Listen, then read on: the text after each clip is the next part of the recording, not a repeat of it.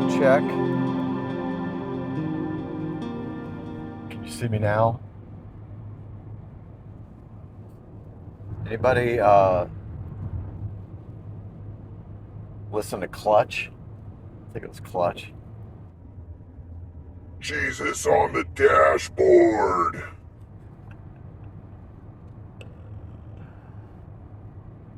Something like Dodge Rambler 73 something. I don't remember that. At least not well. It was the 90s.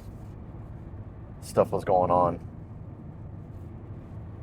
Man, it is so pretty. I try to get some footage of it. I doubt any of it's gonna come out.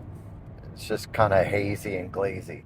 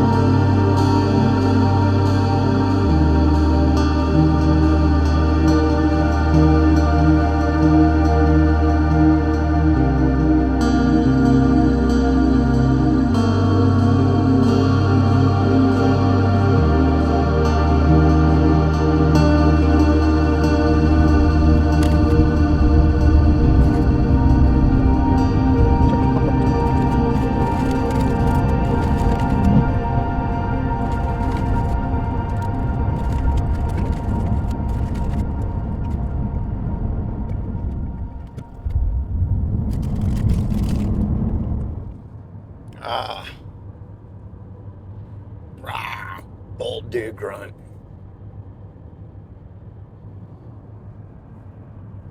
The last the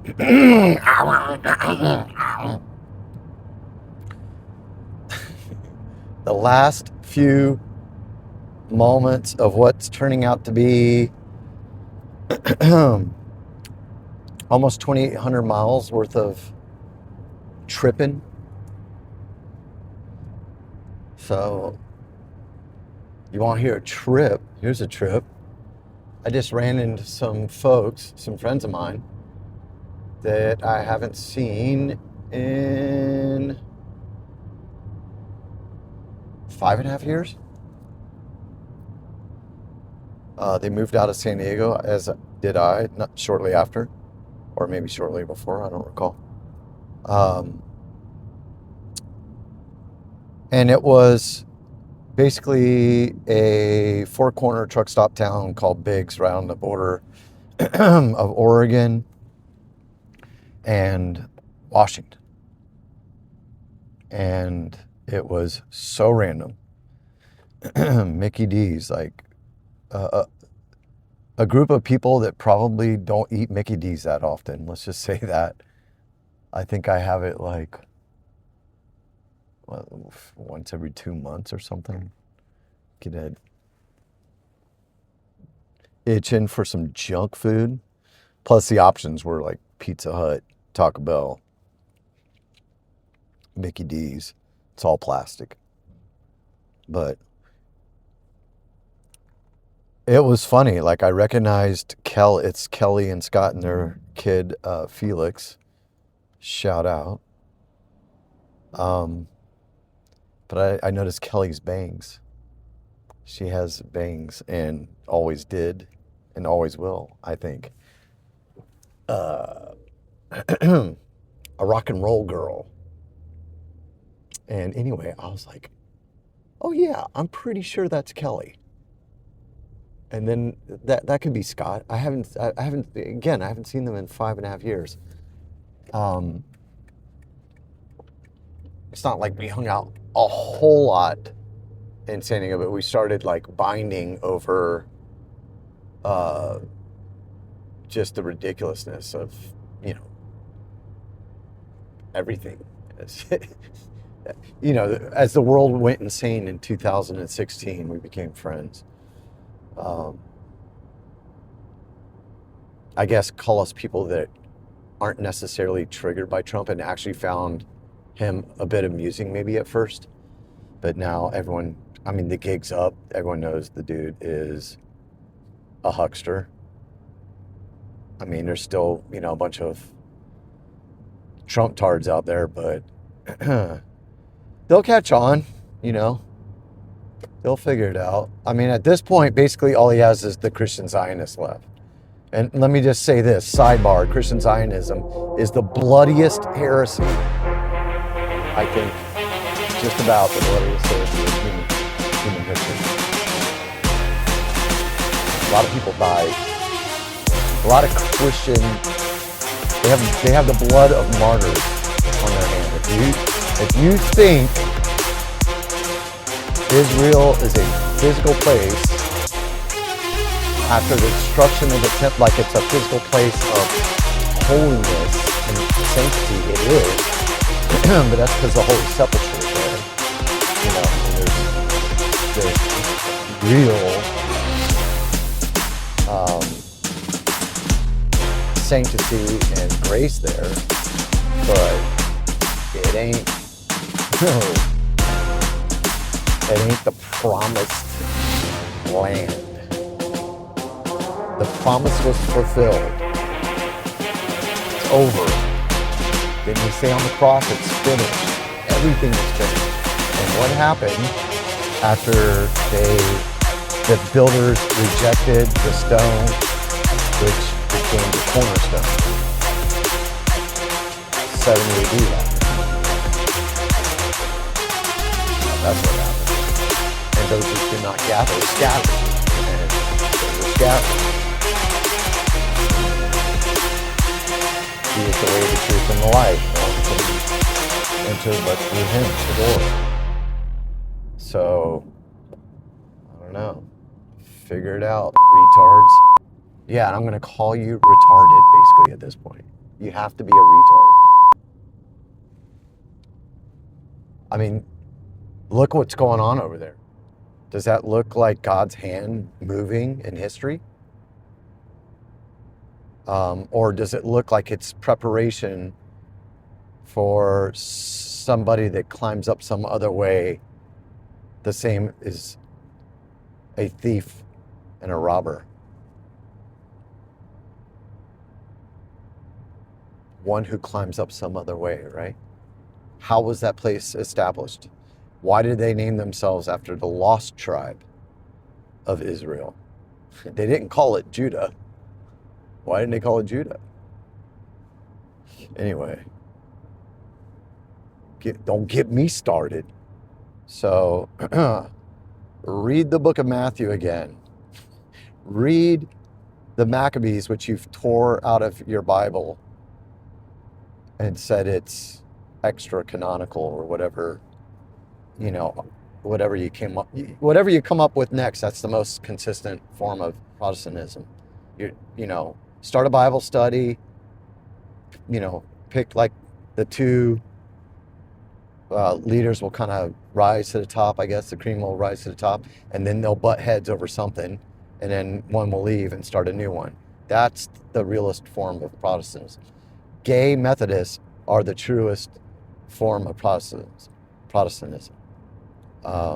They are the new Reformation. They are the revolution of the revolution of the revolution. Revolutions go in circles. You ever notice a revolution goes in a circle? You can't get out.